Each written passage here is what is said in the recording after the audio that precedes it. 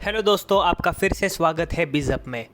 Book एक ऐसी चीज़ है जिसने काफ़ी सारे लोगों की लाइफ बदल दी। जेके रोलिंग ने बुक्स लिख के पैसे कमाए, वॉरेन बफेट ने बुक्स पढ़ के पैसे कमाए और जेफ बेजोस ने बुक्स बेच के पैसे कमाए। यकीनन बुक्स का हमारे लाइफ में बहुत बड़ा महत्व है। हमने इससे पहले भी बुक्स के बारे में बात की थी, जहां हमने टॉप 5 ऐसे बुक्स के बारे में बताया जो हर यंग एंटरप्रेन्योर को रीड करनी चाहिए। बट हॉनेस्टली स्पीकिंग, अच्छे बुक्स की कमी थोड़ी है।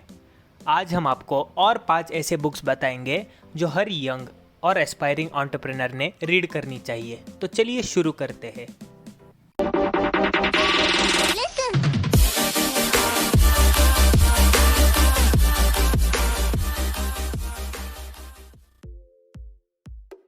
तो लास्ट वीडियो में हमने इन बुक्स के बारे में बात की थी।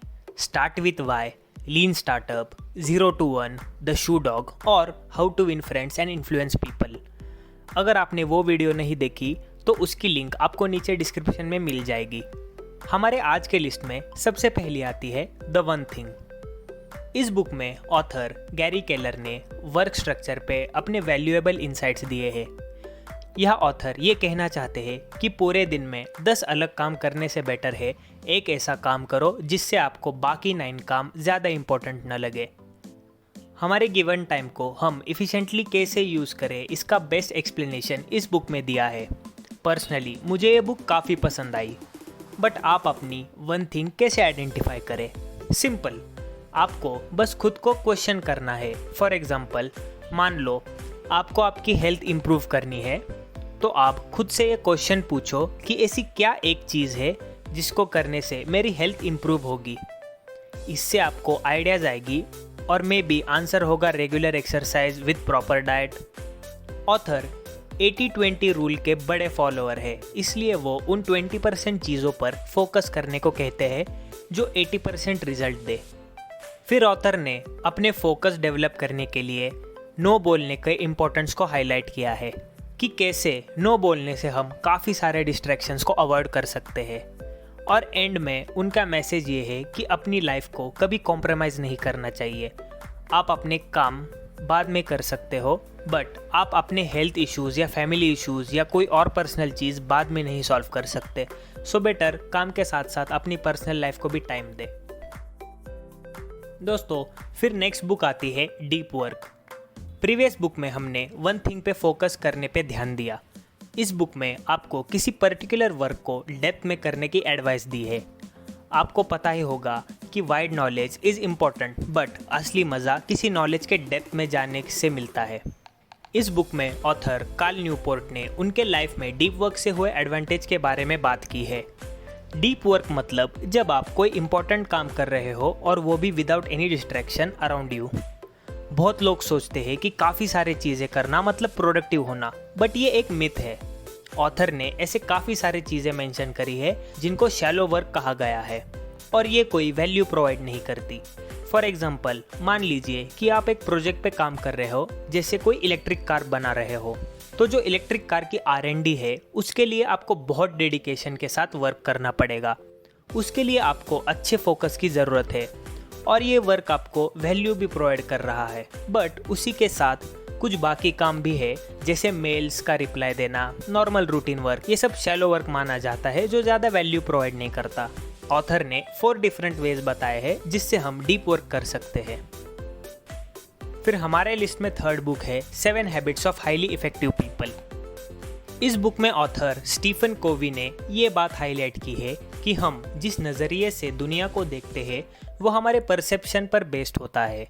यानी कि आपको कोई सिचुएशन चेंज करनी हो तो आपको आपका परसेप्शन चेंज करना होगा। हमारी लाइफ में हैबिट्स का बहुत बड़ा रोल है और उससे हमारी पर्सनैलिटी डिफाइन होती है। काफ़ी सक्सेसफुल लोग अभी भी पर्सनल इफेक्टिवनेस बढ़ाने के लिए स्ट्रगल कर रहे हैं। इस बुक में आपको ऐसे हैबिट्स डेवलप करने के टिप्स मिलेंगे जो आपको आपकी पर्सनैलिटी डेवलप करने में हेल्प करेगी। वो 7 हैबिट्स है: be proactive, begin with the end in mind, put first things first, think win win, seek first to understand then to be understood, synergise, sharpen the saw. पहले 3 habits self mastery और dependence से independence पे move होने के बारे में बात करता है। फिर नेक्स्ट 3 हैबिट्स आपको team work, collaboration, communication skills develop करने में हेल्प करेगी और लास्ट स्किल आपको कंटिन्यूस ग्रोथ पे फोकस करने को हेल्प करेगी। फिर हमारे लिस्ट में 4th बुक आती है द इंटेलिजेंट इन्वेस्टर। दोस्तों, इन्वेस्टिंग आज के डेट में काफ़ी इंपॉर्टेंट स्किल बन चुकी है। वॉरेन बफेट जैसे one of the successful investor भी इस बुक से इंस्पायर्ड हुए थे। इस बुक में आपको इन्वेस्टिंग के बारे में नॉलेज दिया है जिसके हेल्प से आप स्टेडी और लॉन्ग टर्म प्रॉफिट जनरेट कर सकते हो। इस बुक में ऑथर बेंजामिन ग्रैहम ने 3 की लेसन्स हाईलाइट किए हैं। सबसे पहला है कि लॉन्ग टर्म के लिए एनालाइज करो, खुद को लॉसेस को प्रोटेक्ट करो और किसी क्रेजी प्रॉफिट के पीछे मत भागो। सेकंड, मिस्टर मार्केट को कभी ट्रस्ट मत करना क्योंकि वो शॉर्ट और मीडियम टर्म के लिए काफ़ी इरिटेटिंग हो सकता है। और लास्ट है कि अपने स्ट्रिक्ट फार्मूला के साथ ही रहे जब आप इन्वेस्टमेंट कर रहे हो और आप तब ठीक करेंगे। जिसको इन्वेस्टिंग स्किल्स के बारे में जानना है, गो फॉर दिस बुक। और लास्ट बुक है द ई मिथ। आपको पता ही होगा कि 80% of the small businesses fail होते हैं। इस बुक में ऑथर माइकल गर्बर ने ये बताया है कि बिजनेस रन करना और टेक्निकल वर्क करना दोनों डिफरेंट चीज़ें हैं। यह बताया गया है कि कोई भी कंपनी में सिस्टम मैटर करता है और ना कि पीपल, और कंपनी राइट इंस्ट्रक्शंस देने के बाद किसी को भी हैंड ओवर कर सकते हैं। इस बुक में 3 की टेक अवेज है, जिसमें से फर्स्ट है कि आपके पास अच्छे टेक्निकल स्किल्स होने का ये मतलब नहीं कि आप अच्छा बिजनेस रन करोगे। सेकेंड, जब भी आप बिजनेस स्टार्ट कर रहे हो तो ये सोच के स्टार्ट करो कि वो नेशन वाइड होगा, तब जाके अपना पहला स्टोर खोलो।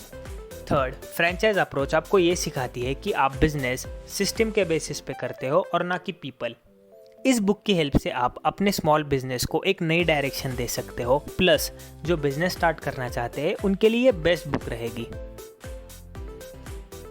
चलो, ये थी बुक्स जो हर एस्पायरिंग यंग एंटरप्रेन्योर को रीड करनी चाहिए, बट एक्चुअली बस इतना ही काफ़ी नहीं है। और भी काफ़ी सारे बुक्स है जो हमने यहाँ पे मेंशन नहीं किए। हम आपको धीरे धीरे उनके बारे में भी बताएंगे। बुक रीडिंग से हमें काफ़ी बेनिफिट्स मिलते हैं, जैसे कि बुक्स हमारी थिंकिंग लेवल इम्प्रूव करती है, बुक्स की मदद से हम नए पर्सपेक्टिव डेवलप कर सकते हैं, और बुक्स की मदद से हम हमारे डिसीजन मेकिंग एबिलिटी को इम्प्रूव कर सकते हैं, और बहुत कुछ। बट इस रीडिंग का तभी फ़ायदा होगा जब आप इन प्रिंसिपल्स को अप्लाई करना स्टार्ट करोगे। Taking action is more important than reading. खाली रीड करके अच्छा फील करना won't work, you have to work on it. I hope आपको वीडियो अच्छी लगी हो। मिलते हैं आपसे अगली वीडियो में, तब तक के लिए गुड बाय।